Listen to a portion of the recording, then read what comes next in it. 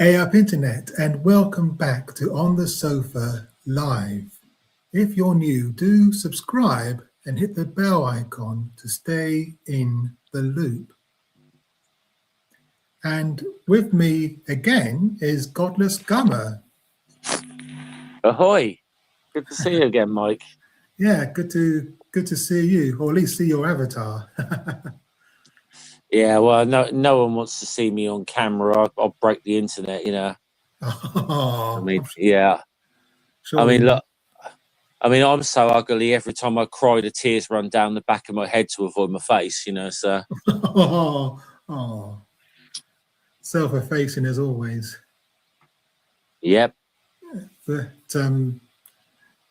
yeah, we've got a bit of a doozy tonight. It's all about reform. Oh, goody. So shall we get stuck in? Yeah, why not? As the bishop said to the actress. Okay. Okay, let's crack on with the first story. This is awful.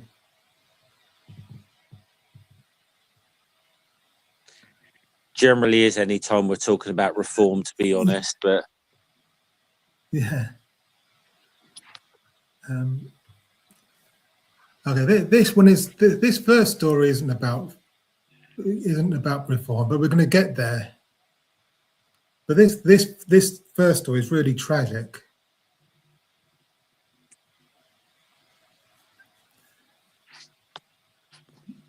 Murder victim told police, "I can't breathe," while handcuffed.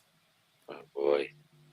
And I'm just going to show a bit of footage from the police cam.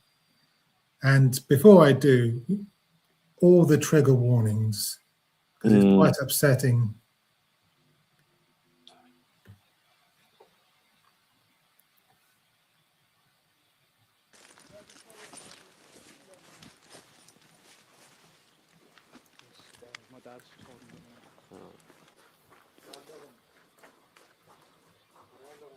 This is the footage from Hampshire Police. Side to side, so I'm just trying to keep it set up. All right. He's got a mouthful of blood. I don't want him. He was on the bin on the other side of his feet. Stuff like that. I think I know what the story might be, actually. He's fallen on there and he slipped from there. His other shoe is left over there. What's your name, mate? Huh? Has anyone been hurt other than him? Yeah, me. He grabbed my brother. He took my turban off. Started grabbing my head. Are you injured? Yeah, I've got swollen eye, a little bit. Alright, just step back a little bit for me. Someone flag these down. Right, Let's get you out of there, shall we? Oh.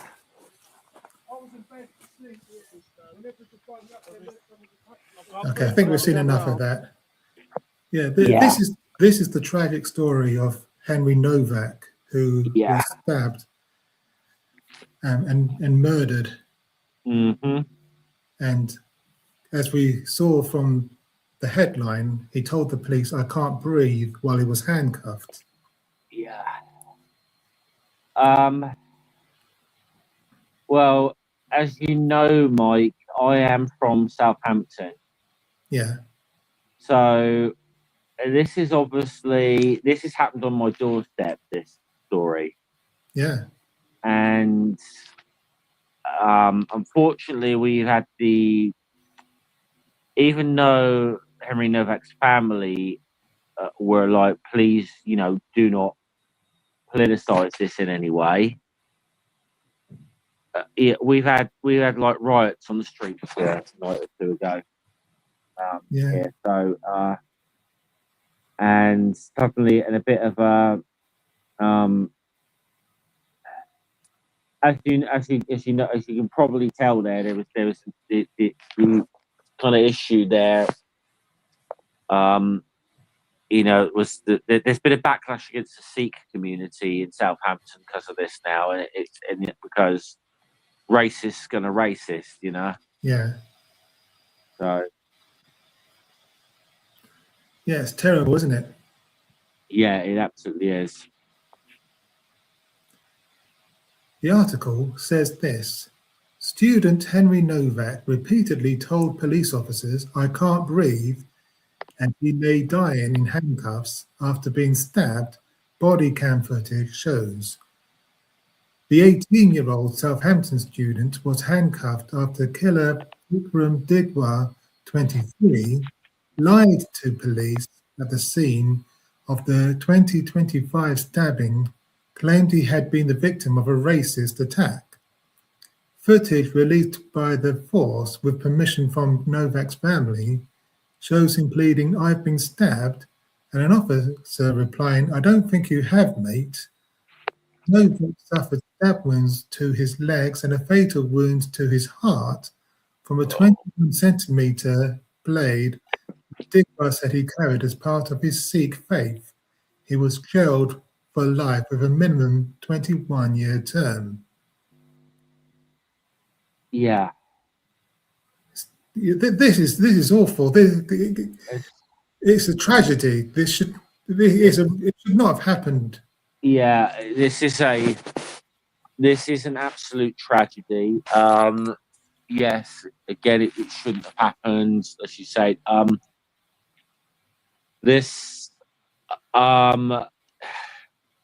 Police here were awful. The policing was awful in this situation. But of course, what has happened in the last, couple of days ago is that we have seen, despite Mr. Novak's family even sort of saying, please, they don't want this being politicized. Unfortunately, Right. We've had the likes of Tommy 10 Names, for example. He's jumped on the bandwagon. And I believe, I haven't really followed the news, but I do hear apparently Farage has chimed in for whatever it's worth. Yeah. I know it's unfortunate. It's become this was even like both in this thing was even mentioned during PMQs by both Keir Starmer and Kerry Badenoch in their sort of opening thing. So this has become a big story this week. So, Yeah. but we had trouble on the streets and been a bit of a there has been a backlash against Sikhs now. So, and now let's bear in mind something here. Okay, that the big narrative has always been like, from the far right a bit, it's that they have an issue with Islam. Okay, they have an issue with Islam. So they're not racist. It's an issue with this particular belief system. Well, now it's like, okay, now they got a problem with Sikhs, and most. I don't know if you noticed this, that most Sikhs are not necessarily white either. So I think the "we're not racist" narrative is starting to wear a little thin here. Well, yeah, exactly. Exactly. And some people have even tweeted pictures of the murderer saying that he's a Muslim. Yeah. And you even sort of see in the clip where he's sort of saying about where he claimed he had his turban knocked off or whatever, which I don't know. I haven't. I've got to be honest. I hold my hands up. Haven't dived into the case as much as I should have done. I don't know if that's what happened or not, but I know that to a Sikh, knocking a turban off would be incredibly disrespectful. Oh yeah, very much so. Yeah. So yeah, it's sacred, isn't it? The turban. yeah, I've got to be honest. I've got to hold up my hands on this. I do not know about much about Sikhism as a religion, so I can't really give. I can't exactly tell you what the significance of it is or anything. maybe somebody, if there's someone in the anyone in the live chat or anyone who wants to leave comments could enlighten us. Me, that would be great. But this, it's not my. I just say it's not. It's there's a reason I don't talk about, should we say, things like Sikhism on my channel, even though I do atheist stuff. It's like I don't know enough about it to make any kind of intelligent comments on or critique of that religion. So yeah. I must admit my knowledge of Sikhism is not great, but I do know that it's a holy thing to wear a turban. Yeah. So to deliberately knock it off. Yeah. I mean, I do know that not necessarily every Sikh man wears a turban. I mean, it depends. Some are more observant than others on that, I think. Again, I don't know. I don't know enough to really comment, to be honest. Yeah. But that certainly doesn't justify murder. No, absolutely not. No, absolutely not. But and some people, I've seen a couple of people in the Sikh community saying that this person he may be a Sikh, but he's a Sikh who's fallen, who's gone astray. Basically, they're distancing themselves. They've very much disowned this man. But from what I gather with the issues the other night on the street is to Southampton, that some of the mob were trying to get to this man's family's house with the maybe with the intent of firebombing it or something. And so I've heard. Don't take that as gospel, but that's the sort of, you say, local scuttlebutt. And as I said, I am somewhat local to the area here, so I'm probably know one or two members of the local Sikh community in Southampton. So if I know we're going to talk about this, I might have got in contact with them, to be honest, to get their opinions. So yeah. The article goes on.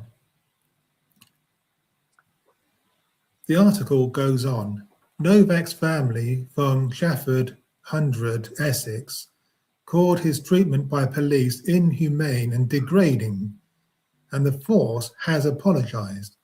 His father, Mark, said Henry told officers that he could not breathe 9 times. He told them that he had been stabbed 4 times. Henry was pulled across the gravel, his hands forced behind his back, and he was placed in handcuffs. He said the contrast between how his son Digwa, he said the contrast between how his son and Digwa had been treated was unbearable. Henry should not have died on the streets of Southampton in police custody, he added. In the footage, a police officer arriving at the scene can be heard asking, "What's your name, mate?" Novak, who is lying on his back on the ground, faintly replies, "Henry." As the video continues, Digwa steps into the frame. He claims Novak had taken his turban off and grabbed him by the hair. The officer asks Digwa if he is injured, to which Digwa replies, Yeah, I've got a swollen eye here and a little bruise here. Officers then turn to Novak, who can be heard repeating, "I've been stabbed," and then "I can't breathe," while he is made to sit up to be handcuffed. Yeah, I mean, let's be honest. This was a real failure on part of Hampshire Police here and the officers there. This was a massive failure. But again, because of course this is the other thing that the far right have been trying to take advantage of, as well as the backlash against Sikh community, is their favourite little phrase that's come up ever since we've had a Labour government of 2-tier policing. Yeah. has, and this, that they've really jumped on this narrative again. And you know, exactly.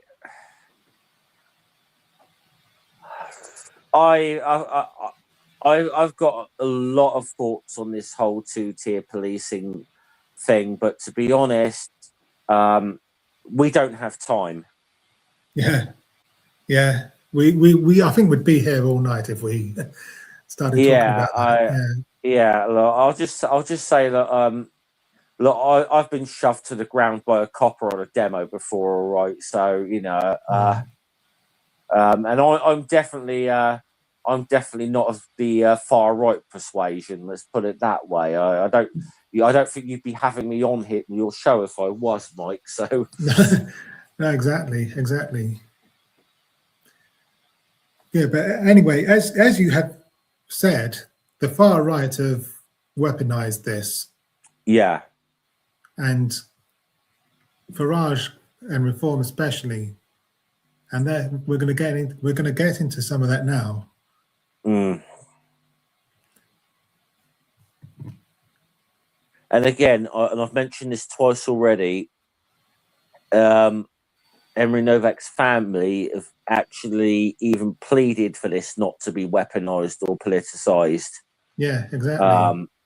So, yeah, it's essentially the kind of people we're dealing with here, to be honest, that they will just blatantly ignore something like that.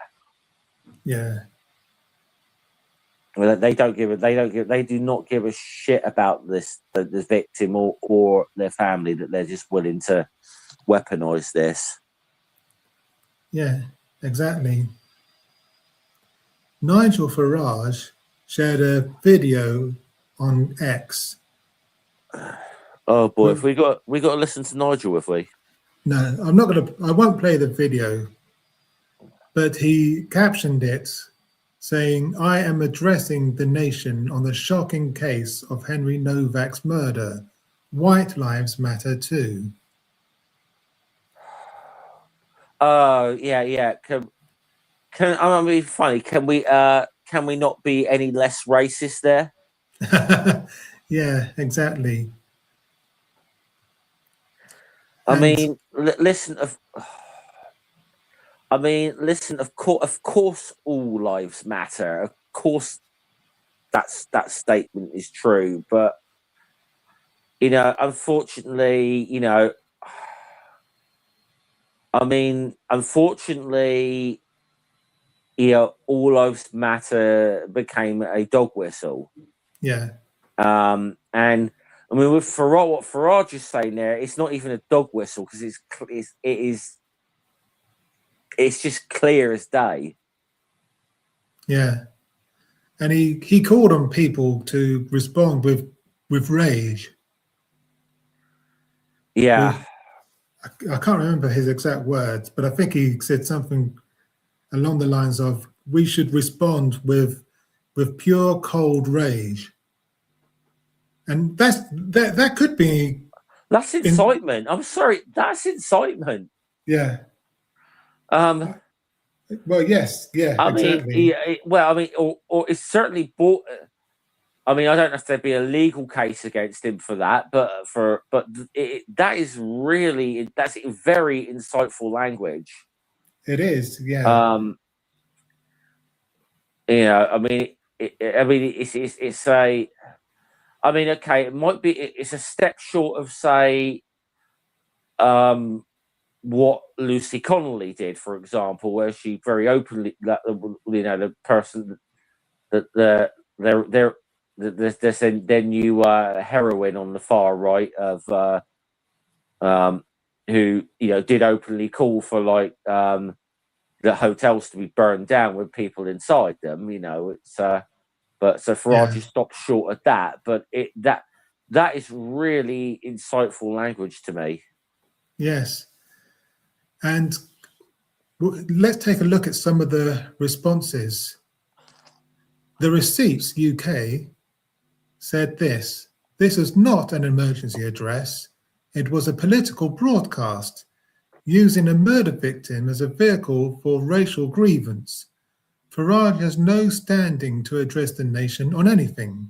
He leads a private limited company with 5 MPs. The family asked for dignity. He called for cold, hard rage. So, socialist. That response is brilliant. I'm just going to say that response hits the nail on the head.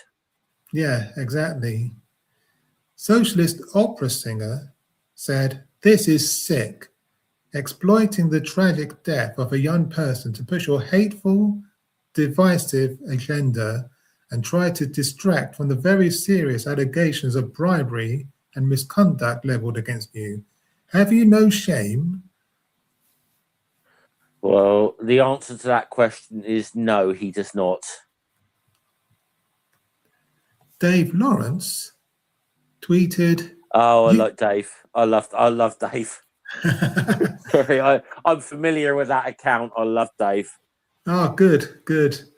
He said this: "Using yet another victim for your own cheap attention and political gain.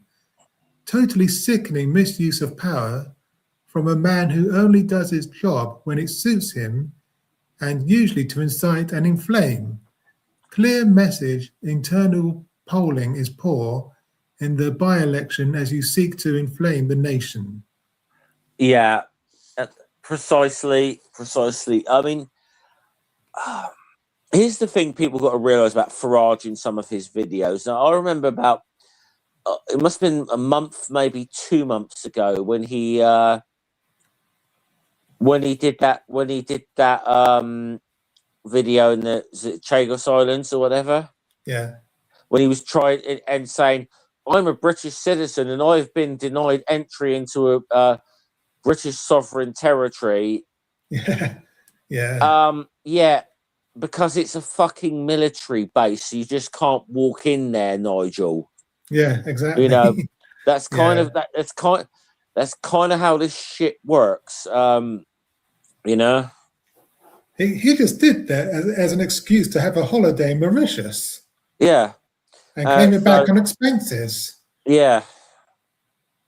He's a grifter. But I will say, like, if he'd ever tried to enter the Chagos Islands, never would the saying "stop the boats" be more fucking appropriate.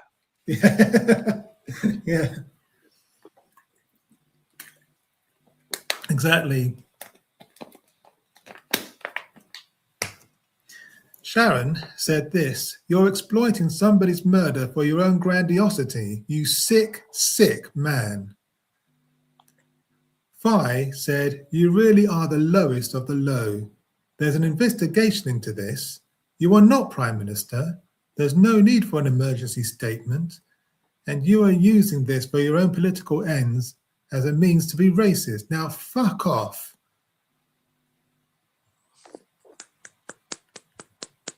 Sorry, I don't know if you heard that, but Jungle said this: "Using a murder victim as a political tool can get you any lower." And there's a nice meme there.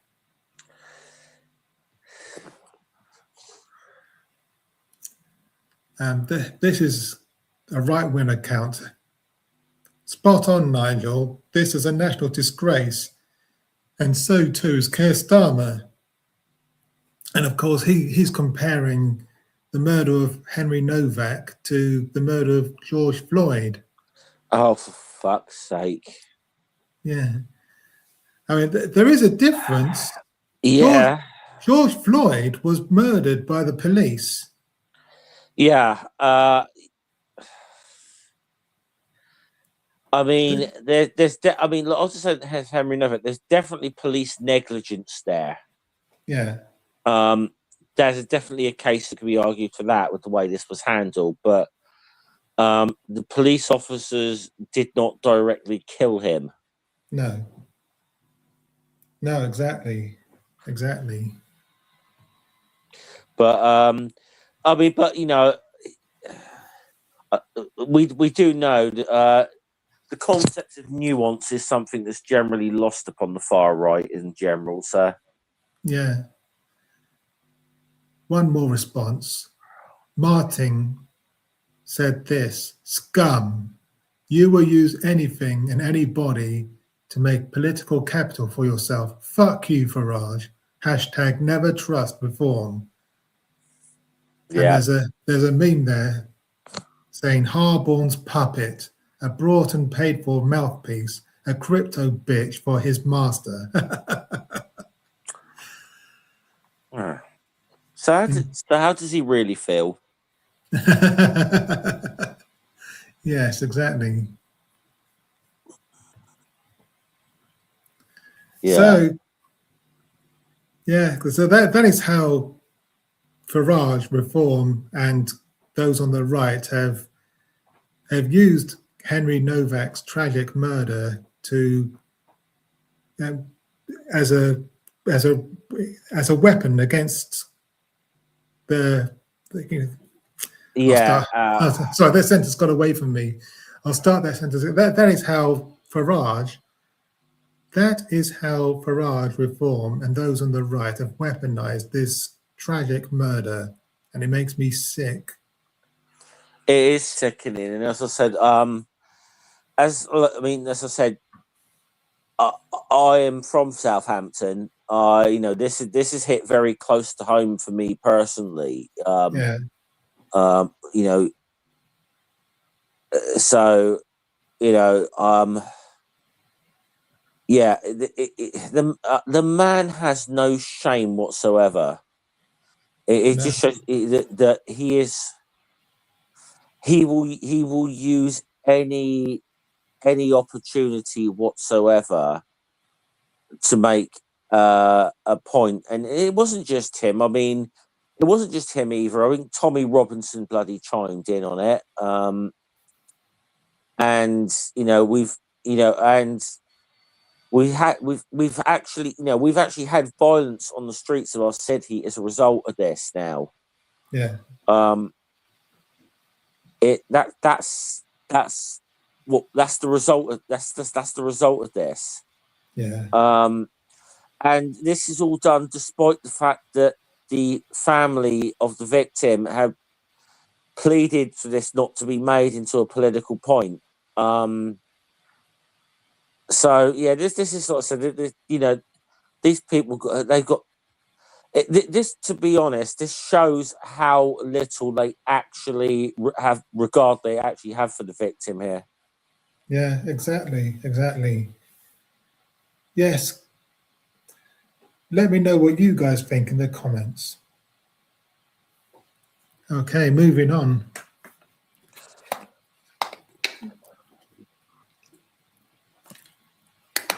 Next segment. More Farage, more reform, I should say. Oh, lovely.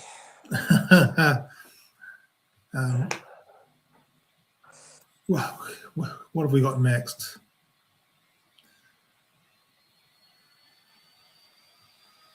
Oh, yes, okay.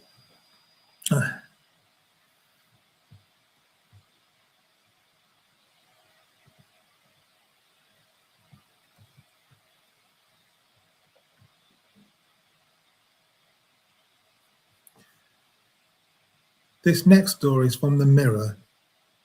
Exclusive: Nigel Farage's Reform UK handed almost £15 million by offshore millionaires, while patriotic Brits pay taxes. What? Whoa! You're trying to tell me that this champion of the working class, Nigel Farage, might be getting like donations from like offshore billionaires and stuff like that. I mean, what? Say it's not so.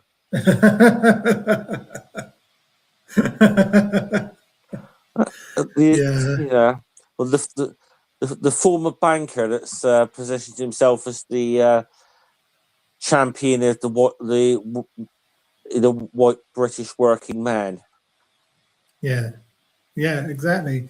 And the thing is, people think that reform is reform. people think that Farage is one of us. That's what they say. That's one of the reasons they give for voting for reform. Farage is one of us. He's on our side. He's for the working people. He's for the working class. But he isn't. Neither is Nigel Tice, Richard Tice, Oh yeah, or any of the other reform MPs, or Zia Youssef. They're all multi-millionaires. yeah. They're not for us. They're not in it for us. They're just in it for themselves and their millionaire and billionaire cronies. Now I have heard that because Farage's big thing he does to PR a lot of the time is when the cameras are on with his pint of beer in the pub. Yeah. And now I have heard that the moment the cameras are gone, the beer is gone, and he's on very fine red wine. Yes, yes, I've heard that as well. Yeah, it's all an act, isn't it? It's all a grift. Yeah, it's all a massive grift. I mean, and the irony is here, you do have a figure in British politics who enjoys his pint of beer and his football, but he's not very good at getting that point across, and that's Keir Starmer. Well, yeah, this is it. Know? And he's actually pretty rubbish at getting that side of him across. The problem is Keir Starmer loves watching Arsenal so much he's accepted freebies. Yeah. From he gets a free seat in the stands, doesn't he? In the VIP box. Yeah. So that's not good either. Yeah. But anyway. Well, I'm not quite sure who. I can't see. I could have made a joke about who's the bigger bottlers, Arsenal or Keir Starmer, but it's obviously Keir Starmer because Arsenal actually won the league this year. So they bottled everything else, but they did win the league. Yeah, it made me laugh when he admitted in the House of Commons that he's a gooner. That has a different connotation depending on where you are in the world on that. Yeah, well, I as you know, I have two teenage daughters, and they found it hilarious. Yeah, because like you said, as far as they're concerned, as far as their generation is concerned, gooner means something completely different. Yes. Although to be honest, when talking about certain Arsenal fans, the two terms are not mutually exclusive. I'll quite happily say, I will quite happily say Piers Morgan is a gooner. Yes, exactly. Yeah, and both things can be true. Yeah. Anyways, we've gone off on a bit of a tangent here. Tangent there. So yes, Mr. Man of the People, Nigel Farage, yes. And the article goes on. Of the £18.6 million donated to the party last year, some 15 million came from those with offshore links. That is almost 80% of the cash given to the party. Reform's biggest donor was Thailand-based crypto investor Christopher Harborne, who gave the party £12 million last year, including a record-breaking £9 million donation. The figures emerged as the Mirror travelled to Thailand to investigate Mr. Harborne's life there.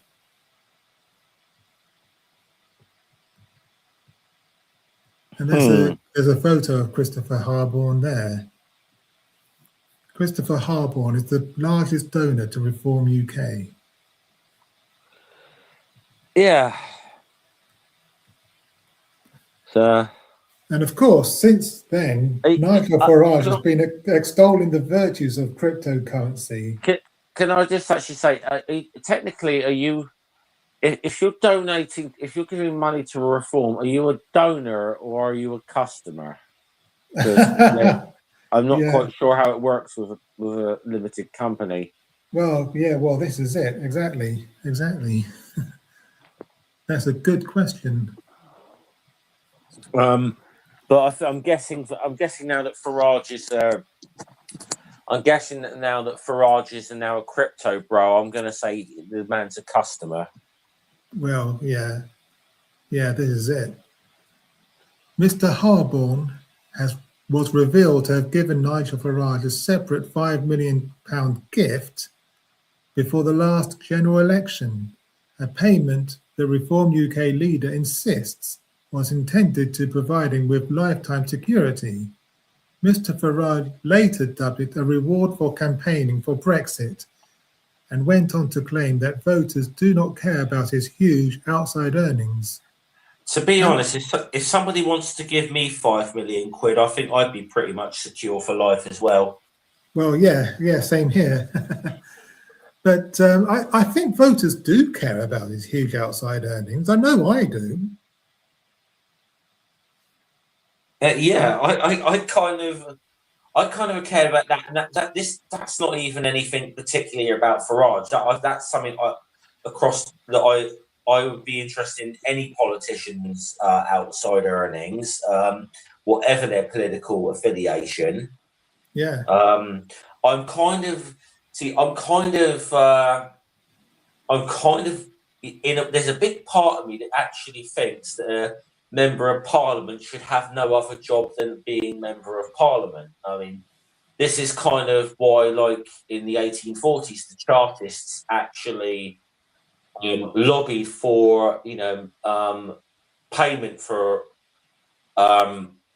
elected representatives, so that saying yes, you shouldn't be a voluntary thing. You should be paid, because then it opens up the floor to working class people to be able to stand for office as well. But I do think every damn Chartist would turn in their grave if they could see what was the current state of affairs and be like, this is not what the fuck we meant. No, exactly. The second largest donor was party treasurer Nick Candy, who donated £990,000. Mr. Candy's property empire includes companies based in Luxembourg and Guernsey. Deputy leader Richard Tice gave £613,000 through his company Hasan Investments, having previously established an offshore family trust in Jersey and controlled Channel Islands Company in Gelly Mill Limited. That sounds dodgy as fuck, doesn't it? Yeah, but apparently the problem is all these people on benefits who scrounge off the system according to them, isn't it? Yeah. That's the thing about them. These people are the biggest bloody scroungers going. Yeah, exactly. Exactly. That's exactly it. And I think this needs to be investigated thoroughly. Richard Tice giving £613,000 through his company Hasan Investments.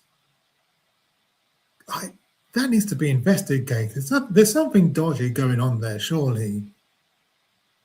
I'm not sure if that's legal, but I wouldn't know the legalities on that. But again, you got this political party that is essentially a limited company. It's like how.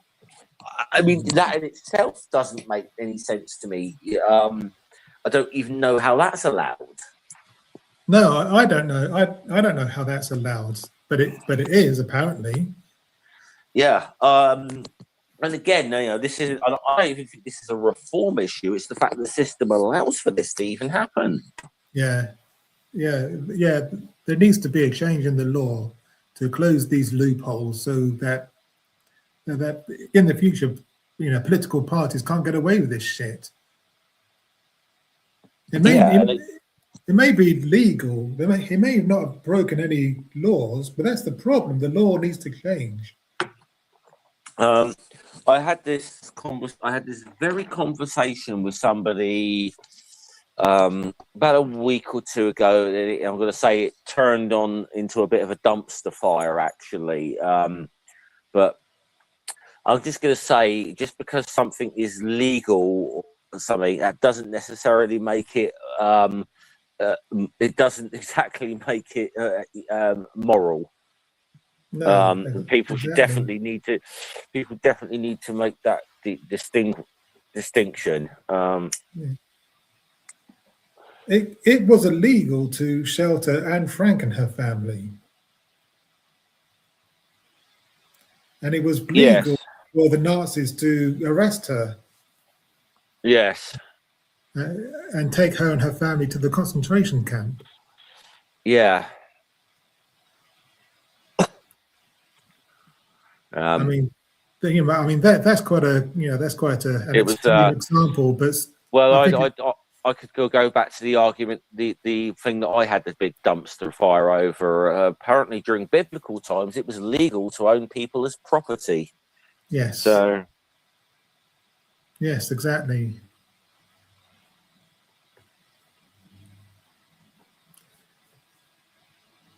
The article goes on.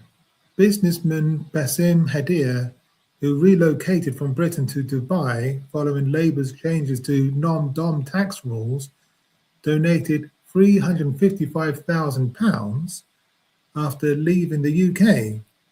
Hadir previously said his biggest concern was tax on global assets and inheritance tax on global assets. Sorry. What is it about all these reform supporters living in Dubai? Yeah. I mean, if I had to see one more blooming post out of Isabel Oakeshott, it's like, Yeah. But Muslims are okay so long as they're rich. Apparently. Yeah. Apparently, yeah. Apparently, they got a problem with Muslims being in this country. They all live in Dubai. Yeah. Does anybody see the irony of this here? Yeah, exactly. Together, these four men, two now living abroad and all former Conservative donors, gave Reform almost £14 million last year. Another 14 Reform donors with offshore connections contributed between £25,000 and £200,000 in 2025.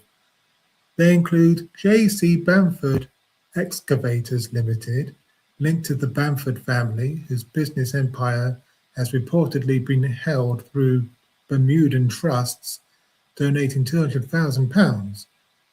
Lady Rothermere donated £50,000, while the Daily Mail Group remains controlled through a Jersey-based structure and multiple UK-registered companies ultimately owned through Jersey. The Isle of Man and the British Virgin Islands contributed a combined £300,000. Okay. Well, obviously, with Rothermere and whatever, obviously, to quote Stuart Lee saying, they're very keen on balance at the Daily Mail. It's been a standard of theirs going back to the 1930s. Yeah. That's a good joke if anyone gets it. But I'd say that I'll say this: if they want to use the Isle of Man as a tax haven, I would say that I would make it mandatory that they have to add to the Isle of Man TT. What's going on at the moment, just because of if they can survive that on a superbike, then without any injury, then I might let them have that status. Yeah. Babelfish found that 5 Reform donors responsible for £12.55 million 67% of the party's annual donations, provided addresses overseas to Companies House. The investigation also identified £733,000 in donations from 18 individuals who could not be conclusively identified. There is no suggestion of wrongdoing by Reform UK or any of the donors identified. The figures came from analysis of Electoral Commission records by Del Vince's Babelfish. Mr. Vince said Farage is taking political donations into new territory and to new levels. The influence of big money in UK politics can no longer be ignored. Wealthy people, big business, and foreign-linked money are finding new ways into the system, from companies to cryptocurrency. This should worry people. This should worry people, and this is this is a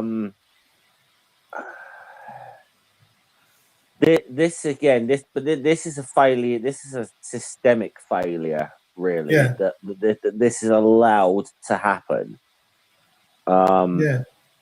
And I think the problem is it's almost as if, here's the thing: they tighten.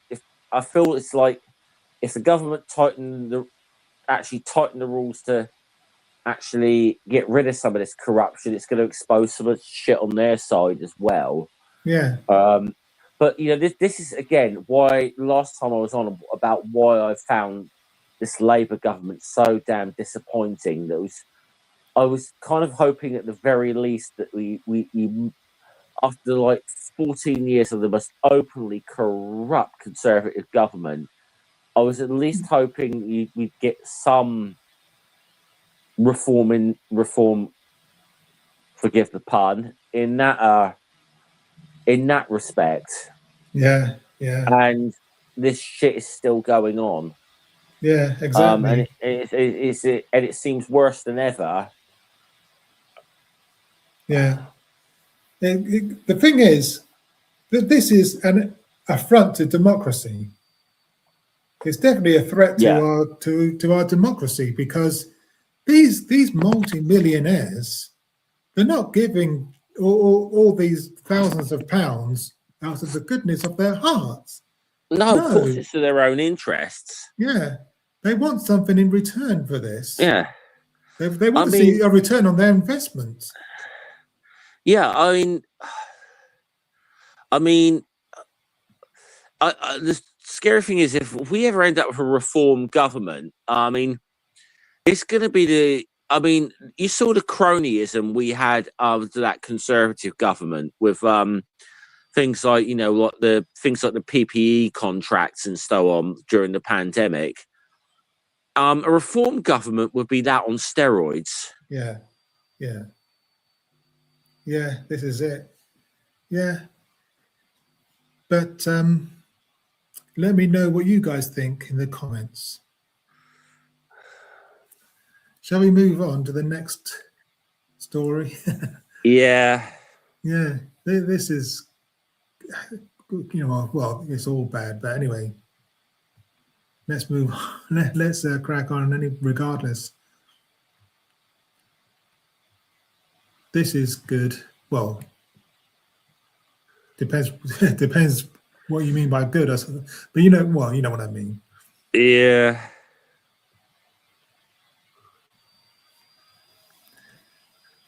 This next story is from BBC News.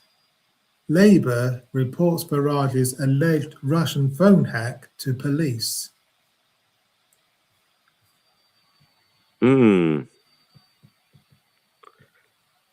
Okay.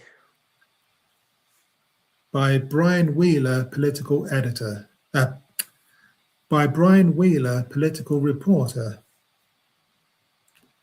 Labour has reported the alleged hacking of Nigel Farage's phone and bank accounts by Russia to the Metropolitan Police and the security services. On Sunday, Reform sources claimed to a newspaper that their leader's phone may have been hacked by Russian spies to obtain details of a £5 million gift he received from a crypto billionaire. Labour has repeatedly urged Reform to provide evidence to back up its claim, and now Labour Chair Anna Turley has written to the Met Police and National Cyber Security Centre, NCSC, to ask whether they are investigating the alleged hack. Reform said it had reported the alleged incident to the relevant authorities, but that is not thought to include the Met Police. In a statement, Reform said it would be inappropriate to comment further while investigations are ongoing. Oh, I mean, so are we suggesting that Reform might be telling porkies here? Well, you said it, not me. You know, I guess they were hoping that this story would just go away. But now that Labour have reported them to the police and the Cyber Security Centre. So it actually it sounds like the Labour Party might have actually done the right thing here for a change. Yeah, they've called their bluff. Yeah. So now hopefully it will be properly investigated. Mm. And it's going to be interesting to see what happens next. I would not have thought that Russia would need to hack Reform in any way, shape, or form, because I'm pretty sure Farage is already bought and paid for in that respect. Well, it wouldn't surprise me if he was. Yeah. Let's be honest.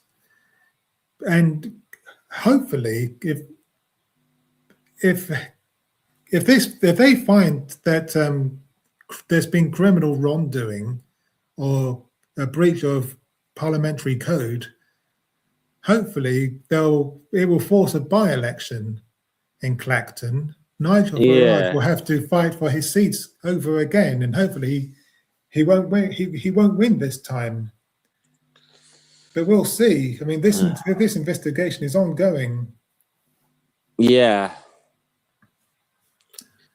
But saying that it would not be appropriate to comment any further while investigations are going on, that's an old trick. You know, politicians have been using that line for as long as I can remember. Yes. It's one of the oldest tricks in the book. Yeah. Definitely one I've heard before. Yeah. Politicians always seem to pull that one out of their asses whenever they're in trouble and they don't want to talk about it. I can't think of any incidences where that might have happened. Partygate, sorry. Reform sources told the Mail on Sunday Farage had become intensely suspicious that he had been compromised by foreign state actors after reports emerged of the £5 million gift from businessman Christopher Harborne. Only 4 people in the world knew about the gift, and so Nigel decided to submit his mobile phone for forensic analysis by counter-espionage experts. They concluded that hostile state actors, almost certainly linked to Moscow, had used spear phishing tactics to compromise his phone, email, and bank accounts. The thing is, the reason he's saying all of this is to draw attention away from his own wrongdoing. Yes. And I can't help but think that even if this is true, what he's saying is, if this information about the £5 million gift hadn't been leaked, he wouldn't have declared it. He wouldn't have told anyone about it whatsoever. Mm. He's just disgruntled that this has become public knowledge, and now he's trying to create some elaborate backstory as to how it got into the public domain in the first place. Yes. It's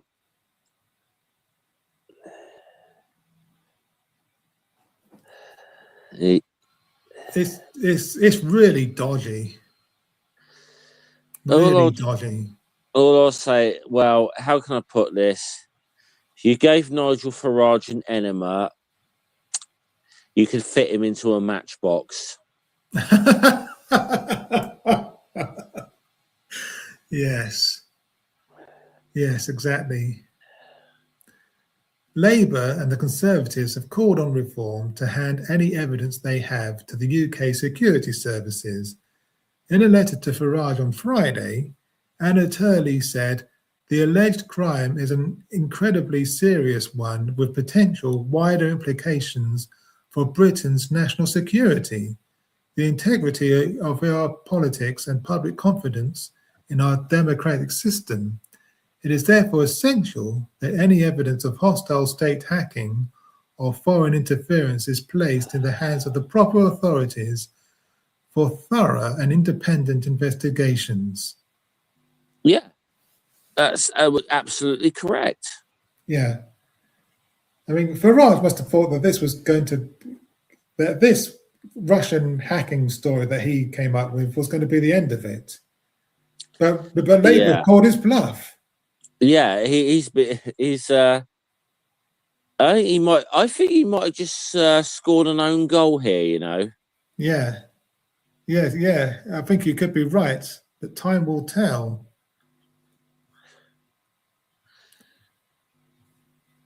I mean, I'm hoping this comes back to bite him in the ass if he's making this up. Yeah, here's hoping. He certainly has a lot of questions to answer, but let me know your thoughts in the comments. Okay, moving on.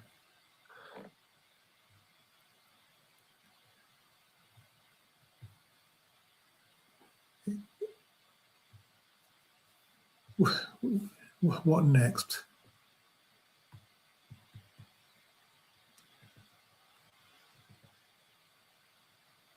Yes. Okay, this one.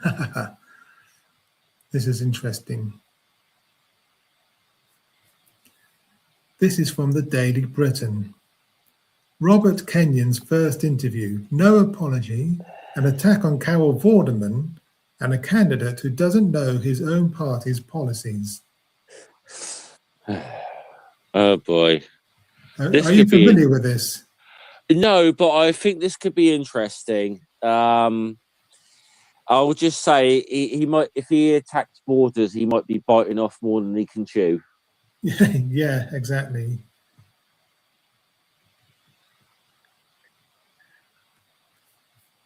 Robert Kenyon has given his first interview since being named as Reform UK's candidate for the Makerfield by-election. Speaking to the Manchester Evening News at Reform's campaign headquarters on an industrial estate in Goose Green, there was no apology for any of his documented social media history.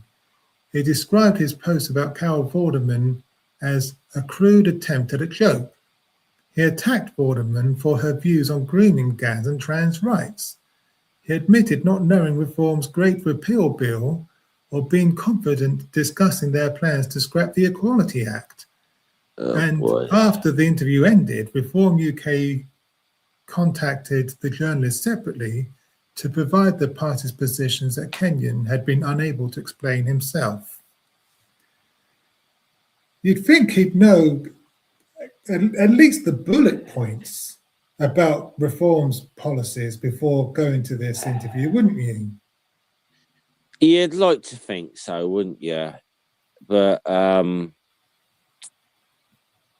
he didn't know anything. No, evidently not. Evidently not. But sorry, go on. Yeah, I mean, I'd say the guy is an idiot, but he's about like the average for your reform candidates. Honestly, I mean, there was a story, wasn't there, about a week or two ago with like the newly elected councillors for reform getting up and complaining that there was something being an affront to democracy when they didn't, because of the fact that they didn't know the rules of how the council operated. Yes. Yeah. Which is, as an independent councillor on that council pointed out to them, it's their responsibility to learn the rules. Yeah, exactly. And look, okay, yeah, if you're new to being a councillor or whatever, you may not necessarily know everything going in. That's fair enough, but then don't get up in public and then say it's an affront to democracy that you don't know the rules. Hey, that's on you to educate yourself. Yeah. And most political parties kind of will take their candidates or whatever through this sort of stuff. Yeah. Or we'll train like councillors or people on like parliamentary rules or council rules or whatever. That's kind of what a lot of the political parties do. If they especially well-funded ones, but then I don't know, limited companies might work a bit differently. I don't know. Yeah. The article goes on. The interview covers weeks of controversy that have accumulated since Kenyon was elected.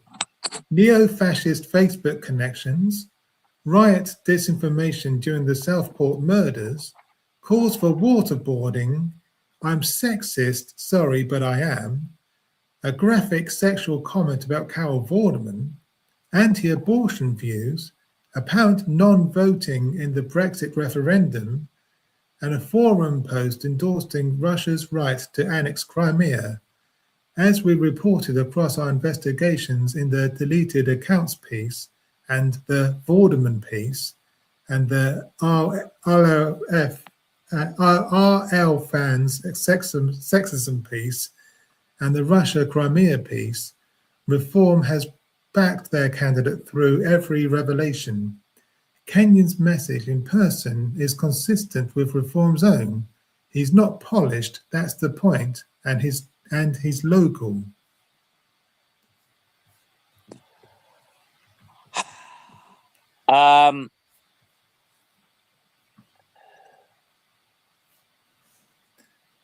Not polished and local. That's just. So we should say unpolished and local, whatever I can deal with. Being an out and out bigot, and I mean, mate, I also find it amazing how triggered some of these people have gotten by Carol Vorderman of all people. Yeah, who is not particularly a massive left winger. no. But has obviously just been mainly got very, very vocal about mainly to begin with the corruption in things like the PPE scandal during COVID. That's why she became very, very anti the Tory government. Yeah. And maybe just the fact that she's just not a complete dick to trans people or whatever, Yeah. Yeah, exactly. The non-apology on Carol Vorderman, who called him a disgusting online abuser and said she wouldn't let him in her house as a plumber, Kenyon said, I'm not a polished politician. I am rough around the edges. I have made mistakes in my life. I'm not perfect. Nobody is. Not a single person in the world is perfect. But mate, no one expecting you to be perfect, but they are expecting you to be a decent human being who doesn't abuse women online. Yeah, I mean, yes, none of us are perfect, okay? Look, I'll say this outright. Look, I've failed in a lot of things in my life, okay? You know, I've failed academically, I've failed professionally, I've failed in my love life, but hey, I've not failed as a human being, which is what this prick has done. Yeah. When asked directly whether he would like to take the opportunity to apologize, he said, "I think I've addressed the issue. I think that no offense was meant, and it wasn't a direct comment to her. If you go into any building site in the area or any public barracks, I think you'd hear 100 times worse said. It was just, like I said, a crass attempt at a joke, and it's not something I'd make now." I would question whether even on a building site, which, you know, obviously that's the kind that has the sort of reputation. I'd question even if that would be tolerated even there. Yeah. Honestly. Yeah. Exactly. And I mean, I've been in work environments that are, do you say, pretty toxic with a lot of like male kind of humor or whatever. It's quite crass and whatever. But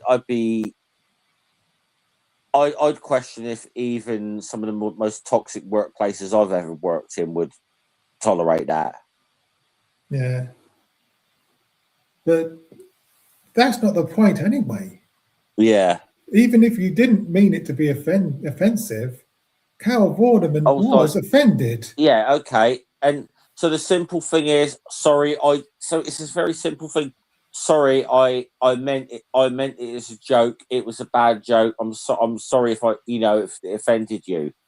Yeah. It's not this stuff's not difficult. No. I would have a lot more respect for him if he admitted that what he said was wrong and he apologized. Yeah. And there's nothing wrong with apologizing if you say something wrong. Yeah. You know? And goodness knows I've had to do it a whole number of times. Yeah, me too. Then he attacked her. "I've not heard much about Carol's thoughts on Labour not having the grooming gangs inquiry last year, or what she thinks about biological males being allowed into single-sex spaces." Well, firstly, this is whataboutism. Yeah. And actually, I'll say this: Carol has not been particularly complimentary of the current Labour government either. I mean, she did. I know she did a podcast with O'Brien a few months ago talking about this. But look, the main reason she got very politically active and outspoken was over the corruption in the Conservative Party. That was the main issue. That's the main reason she campaigned so damn hard to get them out. Yeah. It wasn't that she was even particularly pro-Labour. It was that it was mainly her issue was the blatant corruption within the Tory party. Yeah, exactly. And on this issue of biological males being allowed into single-sex spaces, but the thing is, trans women are women. Where do you expect them to go? And where do you expect trans men to go if they can't go into male toilets? Because trans men they look like men. They have beards. They they look like men. So someone who looks like you can't have someone who looks just like a man going into a female toilet. It doesn't make any sense. It just does not make any sense at all. But these people don't think about this. Well, to me, it's the most overblown issue in the world at the moment. Is Yeah. How is it like 2,000 years ago that the Romans had a more flipping enlightened view on public toilets than we've got now? Yeah. I don't know. I just don't fucking get it. But yeah. The specific maneuver, declining to apologize, citing building sites and army barracks as equivalents, and then immediately pivoting to political attacks on the women who he insulted, is worth noting. Vorderman's response to Kenyon's original post was to document a pattern of misogynistic online conduct, cite the Equality Act implications, and raise reform's broader record on women's rights. Kenyon's response is to question her views on grooming gangs. So, it's what aboutism. Don't look here at me, but look there. It's what aboutism. It's exactly what this is. Yeah. But I mean, okay. To be fair though, he's actually learning his first lesson as a politician because they're really good at whataboutism. Yeah. So he's maybe not as dumb politically as initially thought he was. Yeah. Exactly. Yeah. Whataboutism and deflection are like there's two of the. I think those are two of the earliest debating skills any politician learns. Yeah. I'm not going to go through the entire article because it's a really long article. But I just want to take a quick look at this video. This is the interview in question. I'd want to be a good local MP, not trying to. I'm not here for a career in politics. I'm not here to pump up my CV. I'm doing this for the people of Makerfield because I live here, so do my family and friends.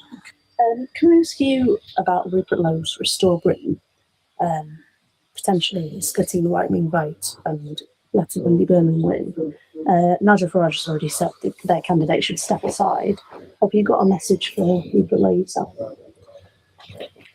I think if we're knocking on the doorsteps, I've knocked on a lot of doors in every ward leading up to the local elections, and we're asking people which party they'd vote for if there was an election tomorrow. And it's not really something that came up on the doorsteps. So you don't think there will be some Restore voters, but in Makerfield, in this by-election, as we've seen in the recent poll, it's a two-horse race. And if people are umming and ahhing whether to vote for Restore or Reform, look at our policies. That 7% could make quite a big difference, though. If it is 7%. If it is. He hasn't got a lot of charisma, has he? No, I was just going to say, can I also just say, as a lifelong Southampton Football Club supporter, fuck Rupert Lowe, is by the way. I just got to get that in there. Yeah. I hated the man before he got involved in politics, okay? Yes. I have a long-standing hatred of that man. But yeah, I mean, I do know that this has been a big thing about this by-election, that Rupert Lowe, who obviously was a Reform MP and had the temerity to upstage Farage, and you know what happens when you upstage Farage is because this is what happened in UKIP, wasn't it, when Duncan Carswell upstaged Nigel Farage, and that didn't last long.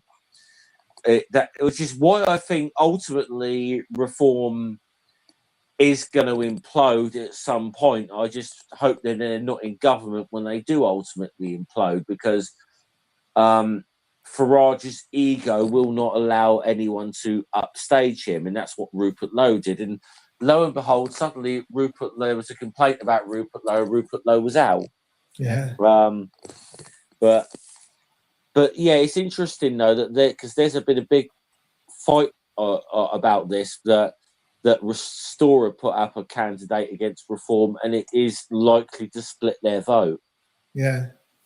Yeah. Because they are appealing to the same voter base. Exactly. It could make a difference, but I'd just advise people to look at our policies if there's anything you're unsure of. And I think if you do vote for Restore, that would open the door for Andy Burnham to win. Like we saw in Runcorn, came down to 6 votes. Every vote matters, so don't. So you certainly feel as though you're in a very tight race at the moment. Yeah, it's definitely a tight race. It's It probably won't come as a surprise that I'm going to ask you about social media posts. Yep. Let's address the elephant in the room. Obviously, it's been the focus of much media coverage about you so far the last week or so. I wanted to ask you about this one specifically. So on Christmas Eve, you spotted a message sent to Carol Boardman on her birthday, which said, "Happy birthday, Carol. My God, I would love to smell and lick your arsehole." Now, you responded to that. I responded to a separate tweet. You responded to a separate tweet. Yeah. So go on, clarify. So somebody had written that. Somebody else had commented on that, and then I responded to the comment on that. So which comment were you responding to? Were you responding to the about the arsehole? The Chris Ryan. That's okay. the one that I responded directly to. Okay. But again, I'm not a polished politician. I am rough around the edges. I have made mistakes in my life. Yeah. I'm not perfect. Nobody is. Not a single person in the world is perfect. I think everybody does say things that eventually they may regret. And it was a crude attempt at a joke to probably about 50 followers. No offence was meant. And it's not something I do now. So it is something you've got in retrospect. Well, I wouldn't do it now. Yeah. 100% wouldn't do it now. But again, there's been a lot of noise about this indirect sort of vulgar tweet that I made. But I've not heard much about Carol's thoughts on Labour not having a grooming gangs inquiry last year, or what she thinks about biological males being allowed into single-sex spaces. Well, I think it's well documented that Carol Boardman is a big Labour sportsman. It's not really an argument between you and her, is it? No, I mean, it's a request on her from her to apologise. So I suppose if it was a moment of madness and it was something that you regret, would you want to take the opportunity to do that now, or? I think I've addressed the issue. I think, like I say, no offence was meant, and it wasn't a direct comment to her. And like I say, if you go onto any building site in the area or any pub, barracks, I think you'll hear 100 times worse said. It was just like I say, it was just a crass attempt at a joke, and it's not something to make now. It's perhaps not fair to say that everyone that's in the building site would make comments like that, is it? Or well, I think if you went to for yourself, and okay, if you went to just have a see what goes on. It's like I say, I'm not a polished politician. I am rough around the edges. Okay, you've answered the question. Thank you, appreciate it. The thing is, she should have pushed him a bit. She should have pushed him a bit more. She let him off quite lightly there. I'm not being funny though. That guy's a dullard. Yeah. That bloke is an absolute dullard.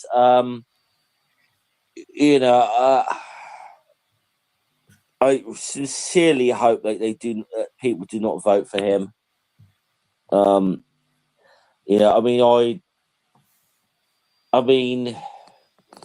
I would almost like to see a debate between him and Burnham, just to see Burnham completely destroy him. He would, yeah. Because whatever else you want. I mean, I've got my. I think we talked before. I've got my issues with Burnham, but I think let's be honest, he would absolutely. He's an intellectual giant compared to this man. Yes. But yeah, it's like, okay. You said it was a crass joke. I said not a joke I wouldn't have made now. Well, there's a simple thing you could say there. I'm really sorry if I offended someone. Yeah. That's not hard to say. No, but exactly. But it's like, if the trouble with him is, it's almost like if he says sorry for it, it's like he's almost afraid like his own support base is going to say you're going woke for saying that. It's that. Yeah. It's that level of. And in my opinion, he comes across as thick as pig shit. Yeah, the man's a dullard. Yeah. He's an absolute dullard.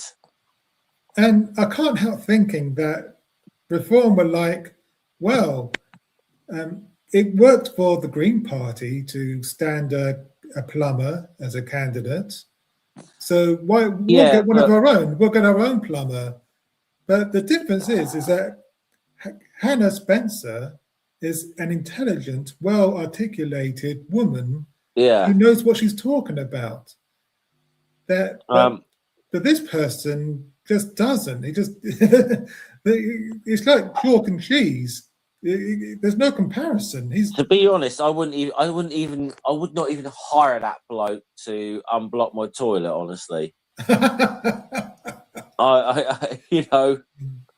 I wouldn't even hire him for a plumbing job, let alone vote for him.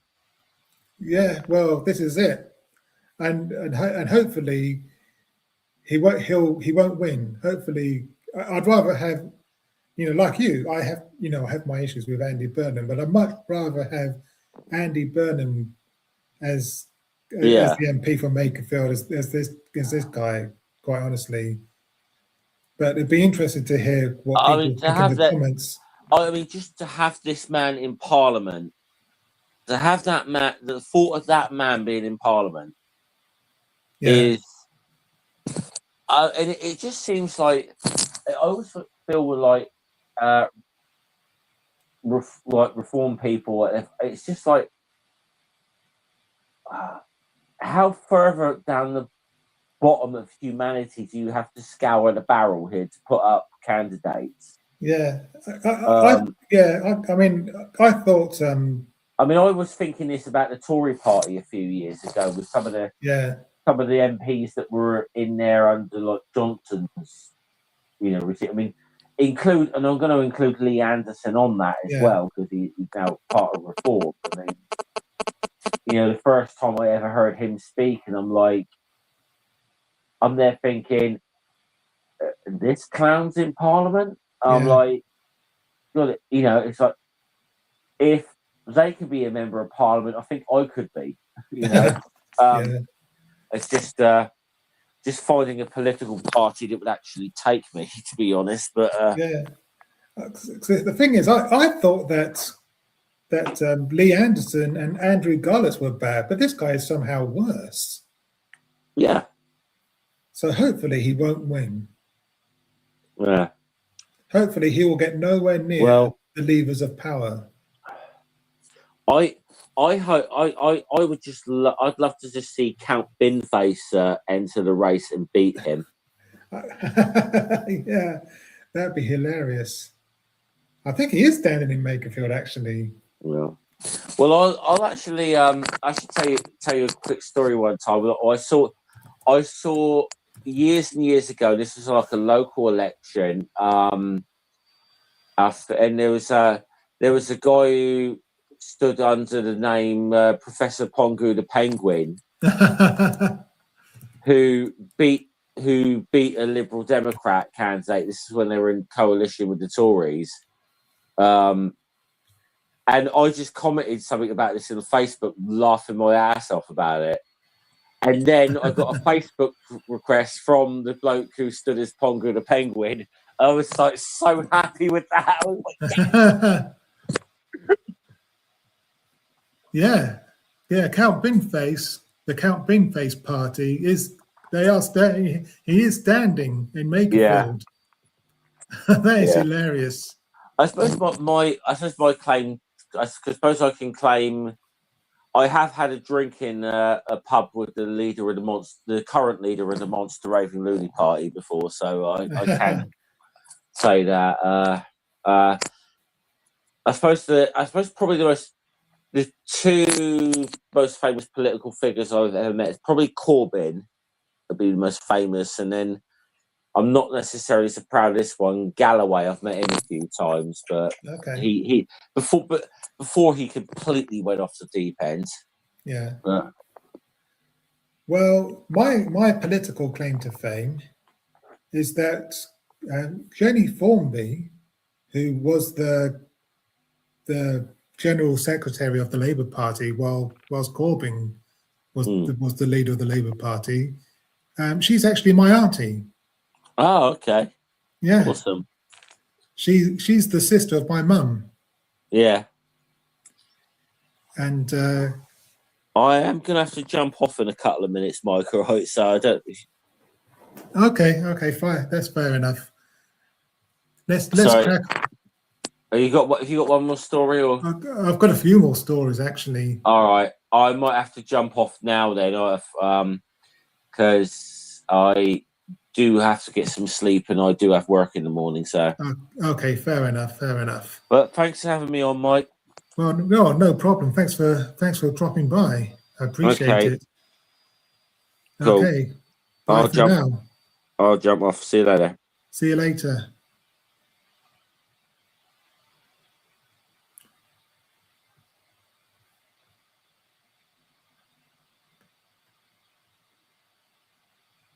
Okay. Next story then.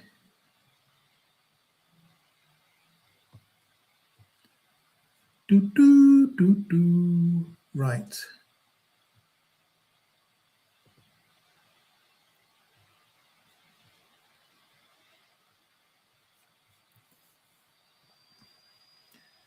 This next story is from the Manchester Evening News by Chris Gee, local democracy reporter.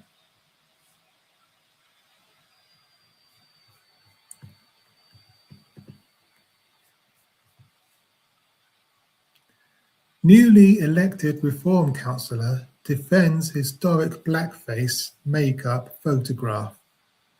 Count Derek Wonderly said the 40-year-old photograph shows him and friends dressing up as the Drifters singing group at a Christmas do.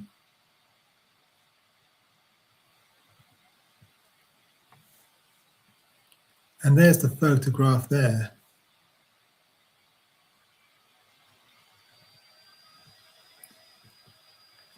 A newly elected councillor has defended a decades-old picture of him in blackface makeup as part of a musical performance. Councillor Derek Wonderly was elected as a Reform UK representative for the Little Lever and Darcy Lever ward of Bolton Council on May the 7th.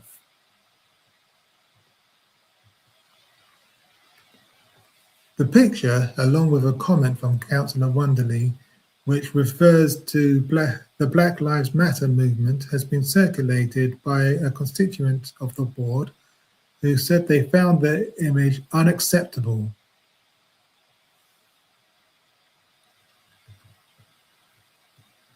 The image was posted on his Facebook page in January 2020, but is understood to have been taken when Count Wonderly was in his late teens. He is now 58. In a statement on his official councillor Facebook page, Count Wonderly said the image dates back 40 years to when he and some friends did some performances as the Drifters, a popular singing act at the time, at a private works Christmas fancy dress event. But the thing is, okay, so the photograph goes back 40 years. So why post it on his Facebook page 5 years ago, 6 years ago in 2020?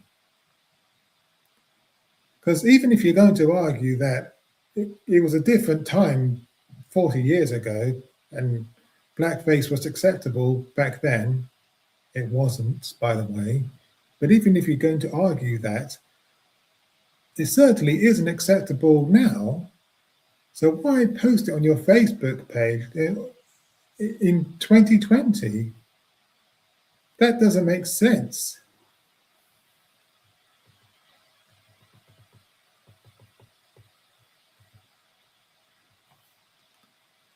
And there's a photo of the man in question.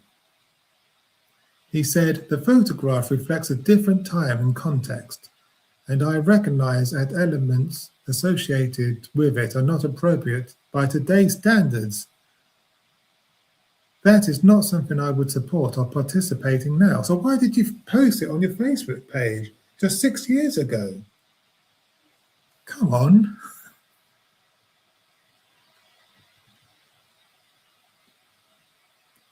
A comment relating to the image was sent in January 2021 saying, "You'll have the Black Lives Matter movement hunting us down, Derek." He replied, "Let 'em try, man." Yeah, really showing his true, his true self there, isn't he? Count Wonderly said, "The matters do not reflect my values today." He said, "In relation to historic online comments, any suggestion that I support or sympathize with extremist or divisive views is wrong. That does not reflect my beliefs or my record in public life." So why post it on your Facebook page?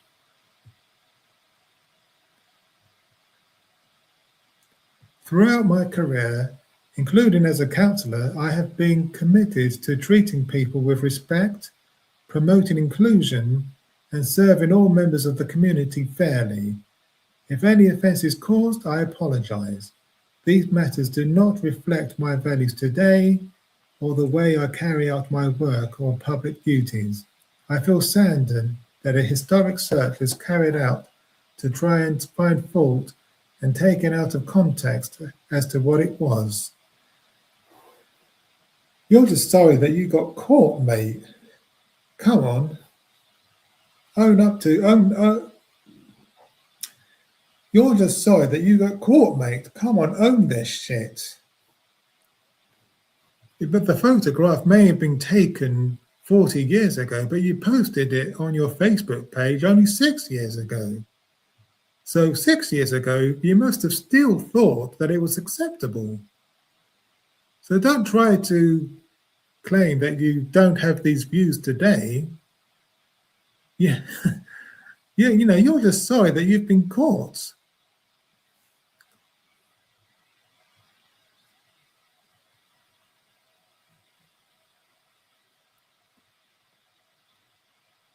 But at least he apologized, I suppose.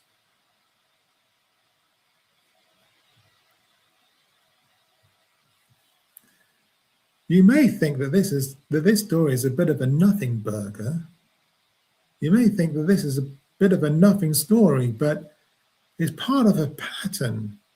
Time and time again, reform candidates or reform councillors or reform supporters have been caught either making racist comments or posing in racist photographs. It's a pattern. It's an ongoing pattern. And I wouldn't have said anything if that wasn't the case. If this was just a one-off, I wouldn't have said anything. But it keeps happening again and again. But let me know what you guys think in the comments. And this, because this is part of a pattern as far as I'm concerned. And as the next story will show, this isn't the only case.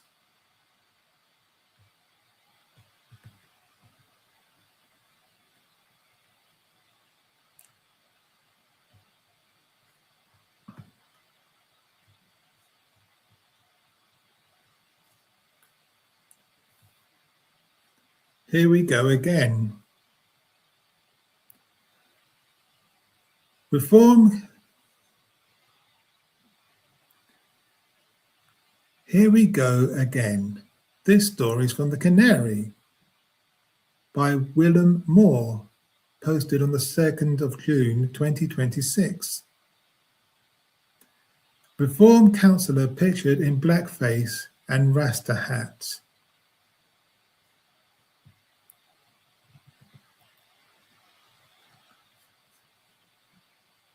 Jeff Shaw is one of the new crop from Reform UK councillors who were elected to office in May 2026. And like many of his new colleagues, Shaw is already attracting all the wrong sort of attention. This is a tweet from Reform Party UK Exposed. Reform UK's councillor Jeff Shaw, blackface with Rasta wig. They done boys, Epping Forest District Council. So I'll start that again.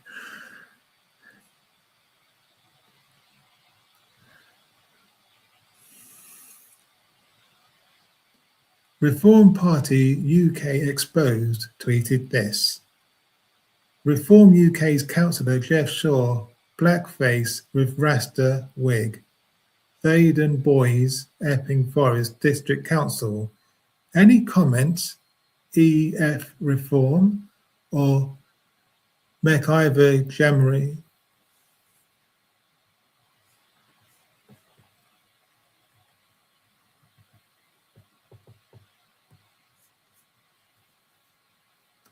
Disgraceful. Shaw is one of 11 Reform politicians who won a seat on the Epping Forest District Council. This gave Reform a majority of the 18 seats available. Given the rate at which Reform loses councillors, however, the party may struggle to hold on to that majority, especially with politicians like Reform's Shaw in the mix. In the offending picture, Shaw appears to have black and white minstrel-style face paint on. And here's a tweet from MAGA Deserves Everything They Voted For. From 1958 to 1978, the BBC here in the UK broadcast the black and white minstrel show. And you can see the similarities.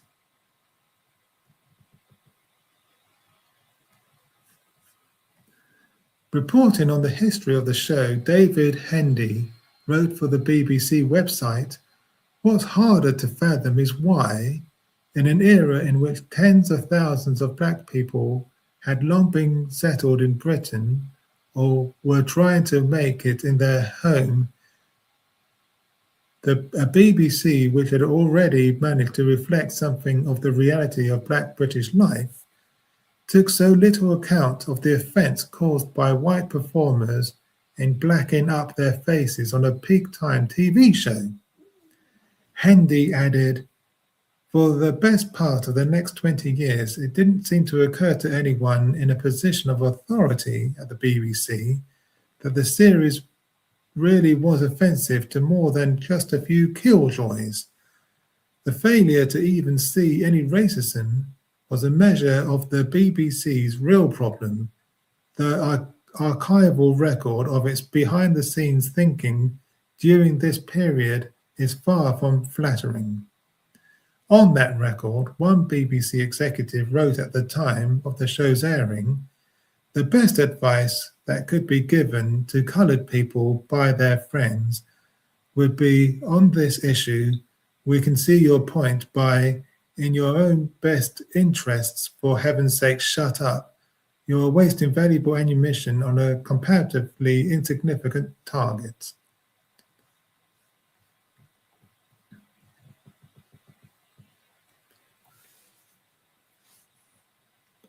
While it's obvious to most why it's offensive to portray black people as cartoonish caricatures, people like Shaw still aren't getting it.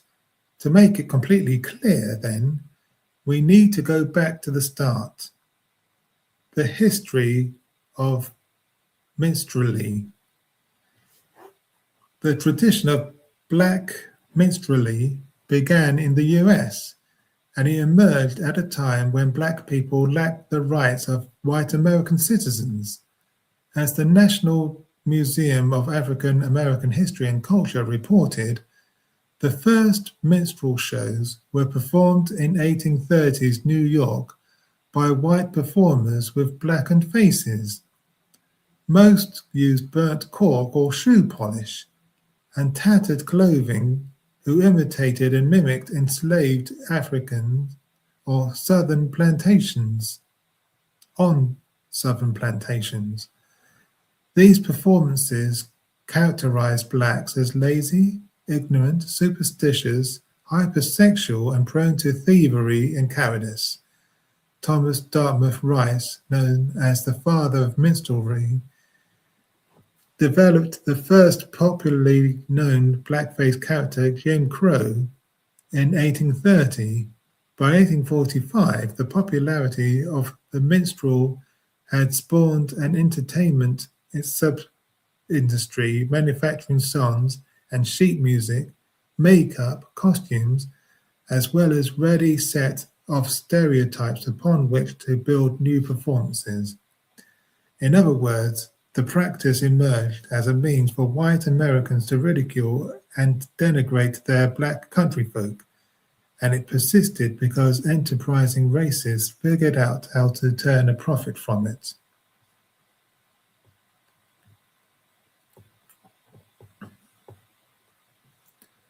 You can't separate the act of blackface from the history of blackface, and while you can utter phrases like, "It's just face paint," or "I don't mean any offense," in doing so you sound like a fucking idiot. Getting away with it. We're not sure what Shaw's excuse will be yet, but we'd be very surprised if it contains the word sorry. After all, he's a member of the party which happily tolerated the following. Reform activist worries growth of Jewish population could ruin UK culture. Media silent as anti-Semitic reform activist spotted campaigning. Another reform candidate praises Oswald Mosley, a rite of party initiation. Reform has put a suspended racist in charge of campaign finances. Reform candidate wants to tear down the NHS. Video emerges of Reform's Nazi salute candidate drink driving.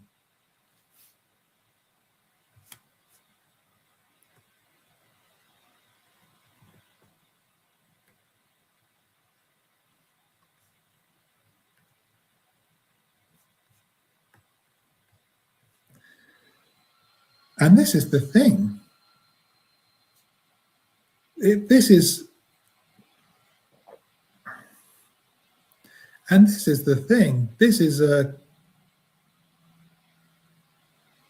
if I can get the words out. And this is the thing. This is a repeat.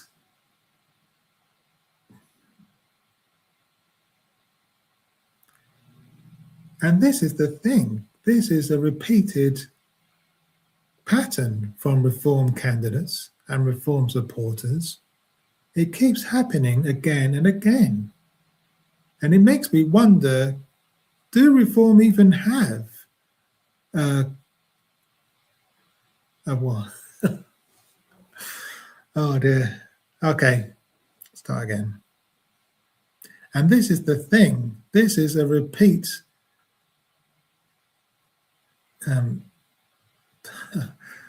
I will get it right. And this is the thing. This is a repeated pattern from reform candidates, from reform politicians, from reform councillors. It keeps happening again and again. Reform candidates and reform politicians and reform supporters keep getting caught being racist. And it makes me wonder if reform even have a vetting process. But let me know your thoughts in the comments. Okay, one last story and then I'll say good night.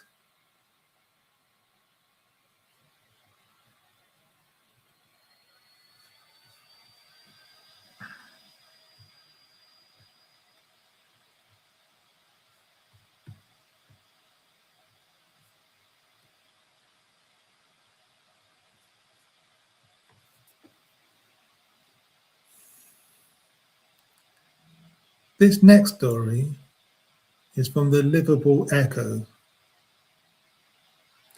Reform Runcorn MP defends helping women dubbed Britain's biggest benefits cheat. Sarah Poaching shared a video of fraudster Ethel McGill praising the work of Reform UK before later deleting it. And this article was by Jamie Greer, General Reporter.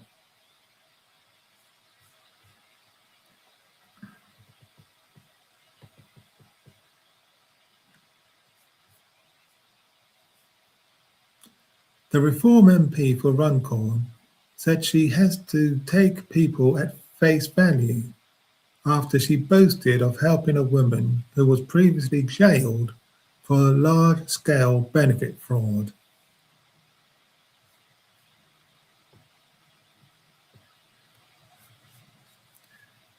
On Wednesday, May the 27th, Sarah Poaching, the MP for Runcorn and Helsby, posted a video of Ethel McGill.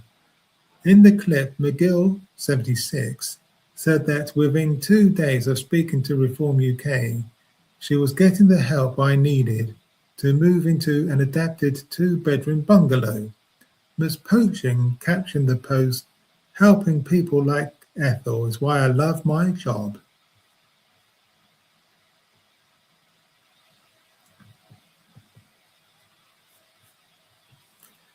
However, the clip has now been deleted after LBC pointed out that McGill is an amateur actress who was involved in a £740,000 benefit scam. In the video, McGill is speaking to Miss Poaching directly. McGill says she came to the MP's office as she believed a party led by Nigel Farage could help with her and her son's housing situation. She said her son was sleeping in the woods at the time and added, "I was begging for help and I didn't get a bit of help."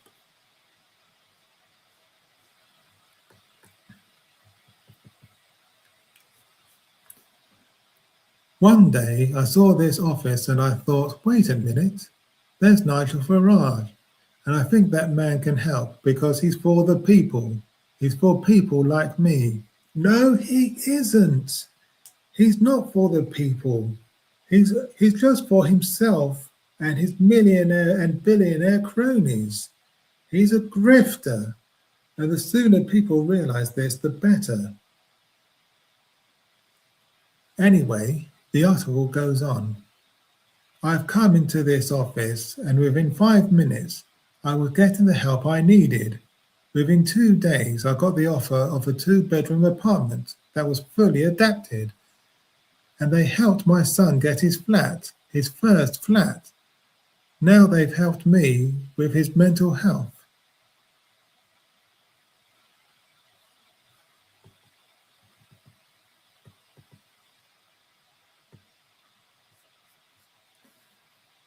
Sarah, you should be in government. You should be in government now because everybody needs your help and we're not getting it anywhere. If it wasn't for this office, I'll still be in that bungalow and possibly my son could be dead. And there's a photograph of her there.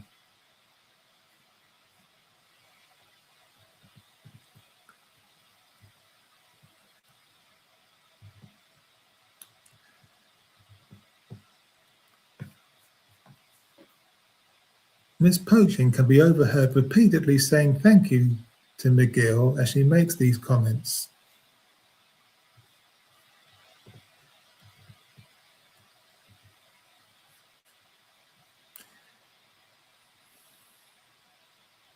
In a statement today, the MP said she has to take people at face value and that her office does not run background checks on constituents who come to us asking for support. As previously reported by the Echo, McGill, who lived in Runcorn at the time, was jailed at Liverpool Crown Court in 2019 following one of the country's biggest ever benefit cheat cases. But the thing is,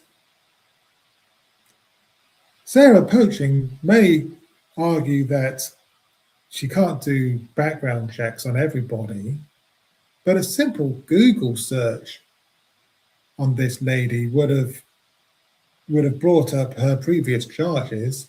It would only have taken her a couple of minutes. So that's just an excuse. It doesn't sit right with me. It just doesn't sit right at all.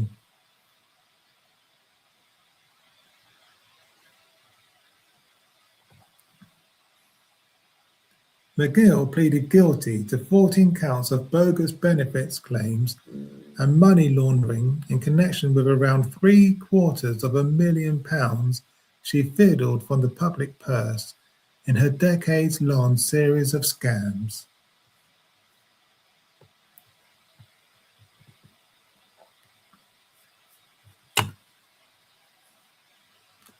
The case was described at the time by the Crown Prosecution Service as one of the biggest of its type in the UK's history.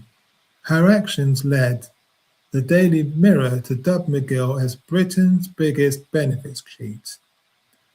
Robert Dudley, prosecuting, previously told Chester Crown Court how her duplicity began in the 1990s as she registered as 2 separate doctors' surgeries under different names, presenting at one without any serious health issues and at the other with a myriad of ailments.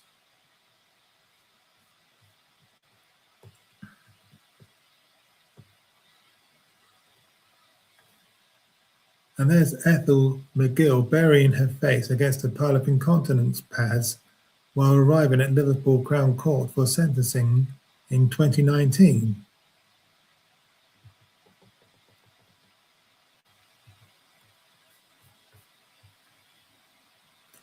When McGill's dad died in 2004, she continued to claim his war pension for another 12 years, even persuading someone to lie in his bed to hoodwink assessors from the Independent Living Fund in 2012. The scam reaped a staggering £590,000 for McGill. 2 years later, in 2014, she told Liverpool Housing Trust that her dad was in Scotland with his carer. McGill even fabricated the existence of a carer to make bogus care package claims to Halton Borough Council. Suspicions continued to mount, and the Department for Work and Pensions launched a covert surveillance probe in 2016.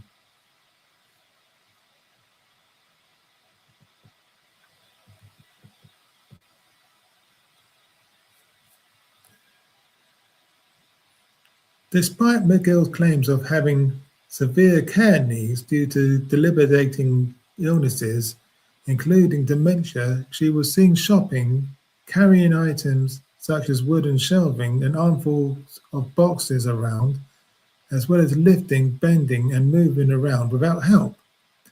When arrested, she appeared very confused and unable to speak, and when not lying down in an awkward posture, she walked with one foot turned inwards.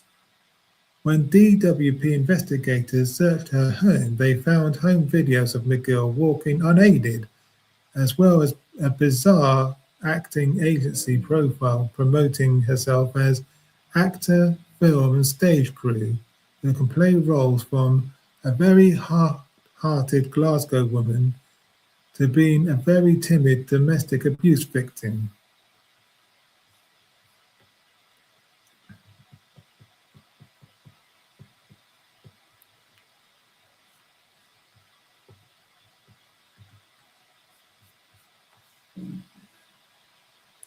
Judge Stephen Everett branded her pathetic for having switched from speaking normally during an interview with a probation officer to pretending to be incoherent when her son entered the room. The judge sentenced McGill, who tried to hide from view as she arrived at Liverpool Crown Court by burying her face against a pile of incontinence pads, to 5 years and 10 months in prison.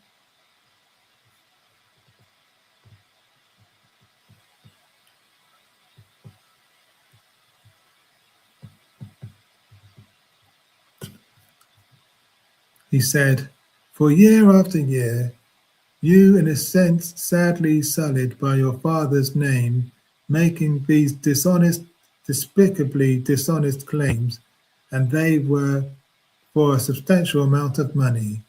In a statement posted on X this morning, Miss Poaching said the issues her office helped McGill with were not linked to her crime. She said, "I've been made aware that a constituent who asked for my help has previously served time for benefit fraud. As an MP, I have to take people at face value. My office does not run background checks on constituents who come to us asking for support."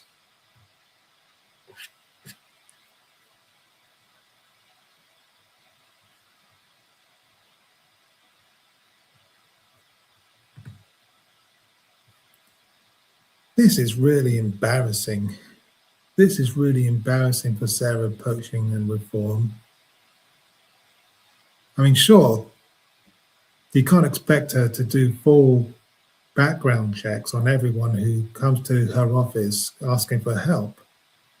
But before she posts information about anything like this on social media, she should at least do a quick Google check, surely, because a quick Google check would have brought these issues up, and that would have given her all the information she needed to make an informed decision as to whether or not to post this. And this has just made her look really foolish, in my opinion. But let me know your thoughts in the comments. If you've made it this far, thanks for watching. And if you're new, do subscribe and hit the bell to stay in the loop. Okay, bye for now.